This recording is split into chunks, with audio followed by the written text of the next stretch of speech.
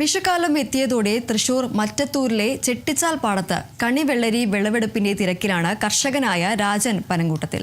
തുടർച്ചയായ 6 വർഷമാണ് ചെട്ടിച്ചാലിലെ 2 ഏക്കർ സ്ഥലത്ത് രാജൻ കണിവെള്ളരി വിജയകരമായി കൃഷി ചെയ്തത്. അതേസമയം വർദ്ധിച്ചു വരുന്ന കൃഷി ചെലവിനും അധ്വാനത്തിനും അനുസൃതമായ രീതിയിലുള്ള വില കർഷകർക്ക് ലഭിക്കുന്നില്ലെന്ന സങ്കടവും രാജനുണ്ട്. Kerala vegetable and fruit promotion കൗൺസിലിന് കീഴിൽ കോടാലിയിൽ പ്രവർത്തിക്കുന്ന മറ്റത്തൂർ സ്വാശ്രയ കർഷക വിപണി വഴിയാണ് രാജൻ ഉൽപ്പാദിപ്പിക്കുന്ന വെള്ളരിക്കകൾ ഭൂരിഭാഗവും വിറ്റഴിക്കുന്നത്. 3 മുറിക്കടുത്തുള്ള ചെട്ടിച്ചാൽ പാടശേഖരത്തിൽ സ്വന്തമായുള്ള 2 ഏക്കറോളമുള്ള നിലത്തിലാണ് രാജന്റെ വെള്ളരി കൃഷി. തുടർച്ചയായുള്ള 6 വർഷമാണ് ഇവിടെ രാജൻ വെള്ളരി കൃഷി ചെയ്യുന്നത്. കുഴപ്പമില്ലാത്ത ഒരു അന്തരീക്ഷമാണ് നമുക്ക് ഈ കൊല്ലത്തെ കൃഷിയിൽ കാണിക്കുന്നത്. ചൂട് കൂടുതലുള്ള കാരണം കുറച്ച് വിളവിന് കുറവ് കാണിക്കുന്നുണ്ട്. കാരണം ഇടമഴ കിട്ടാത്ത കാരണം. നെൽകൃഷി ചെയ്തു പോരുന്ന പാടത്ത് കൊയ്ത്തിന് ശേഷമാണ് കണിവെള്ളരി നട്ടുവളർത്തുന്നത്.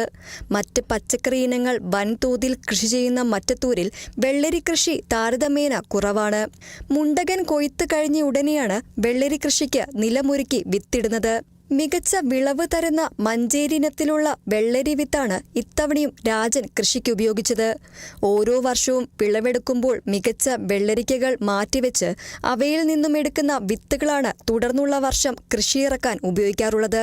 ഇത്തവണ അനുഭവപ്പെട്ട കടുത്ത ചൂട് ഉൽപ്പാദനത്തെ പ്രതികൂലമായി ബാധിച്ചിട്ടുണ്ടെങ്കിലും വെള്ളരിക്കയുടെ ഇപ്പോഴത്തെ വില നിലവാരം കർഷകർക്ക് ആശ്വാസം പകരുന്നതാണ്. കിലോയ്ക്ക് 22 രൂപ നിരക്കിലാണ് ലഭിക്കുന്നത്.